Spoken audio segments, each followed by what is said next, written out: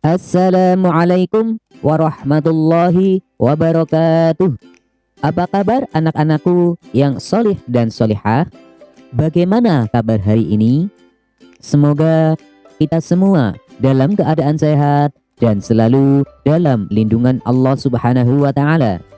Sebelum kita mulai pembelajarannya, marilah kita berdoa terlebih dahulu. Bismillahirrahmanirrahim. Rabbi zidni ilma warzuqni fahma. Amin.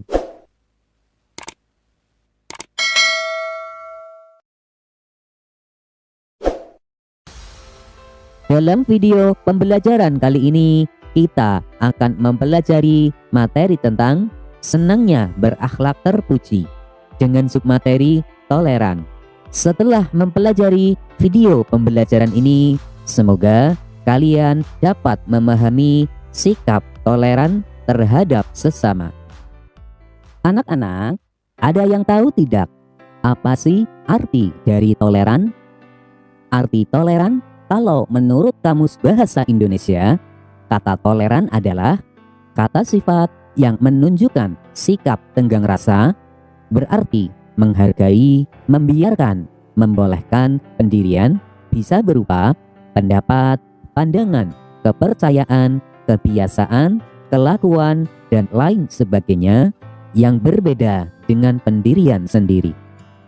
Adapun pengertian toleransi adalah sikap saling menghormati dan saling bekerja sama di antara kelompok-kelompok masyarakat yang berbeda, baik secara etnis, bahasa, budaya, politik, maupun agama.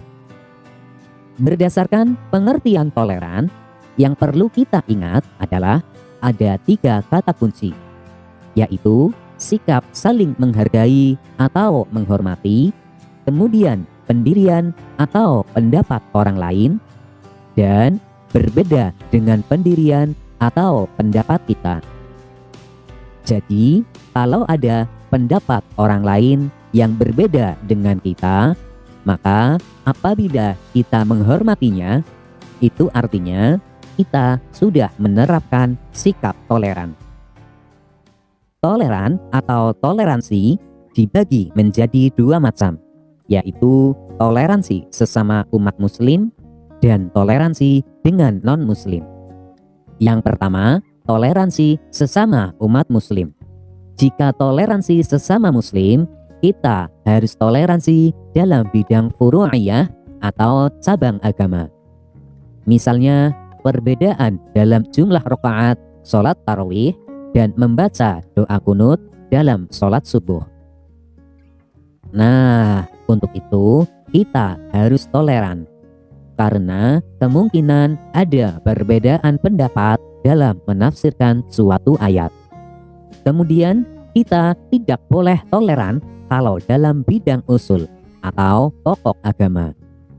Misalnya ada orang yang mengaku mendapat wahyu atau mendapat kitab suci yang baru. Selain itu, ada yang mengaku sebagai nabi terakhir setelah Nabi Muhammad SAW. Nah, kalau seperti itu, kita tidak boleh toleran karena sudah masuk dalam bidang pokok agama.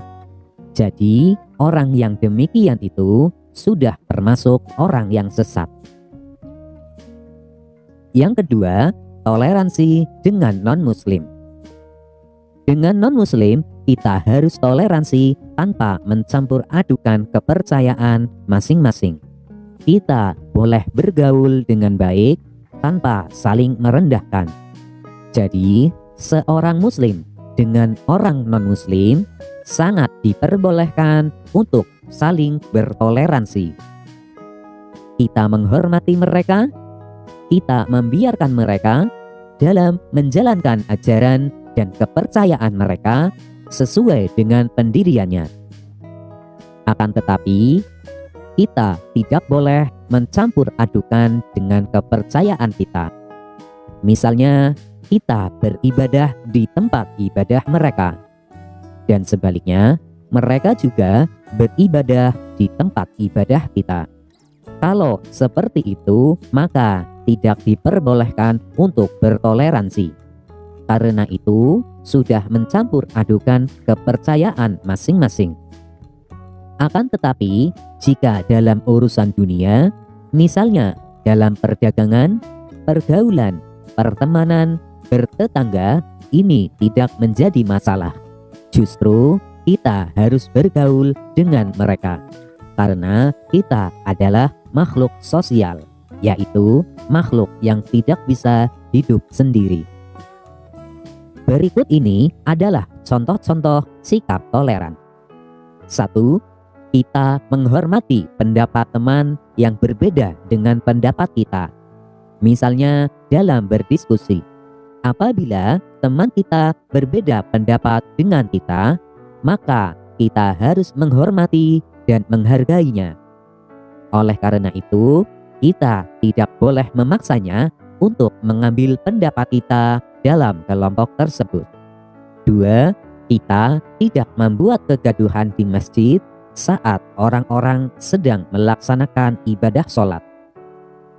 Dengan kita tidak membuat kegaduhan, itu berarti kita sudah menunjukkan bahwa kita sudah menghargai orang-orang yang ingin melaksanakan ibadah sholatnya dengan khusyuk.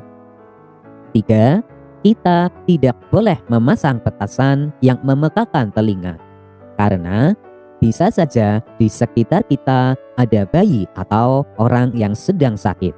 Jika kita memasang petasan, sedangkan di sekitar kita ada bayi atau orang yang sedang sakit, pastinya kita sudah mengganggunya. 4. Kita tidak membuat keributan di kelas saat guru sedang menjelaskan. Mengapa? Karena kita harus menghormati guru dan teman-teman kita membutuhkan ketenangan dalam belajar. Nah, itulah beberapa contoh toleran dalam kehidupan sehari-hari. Tentunya masih banyak contoh yang lainnya yang dapat kalian sebutkan. Anak-anak, jika kita bersikap toleran, apakah ada manfaatnya?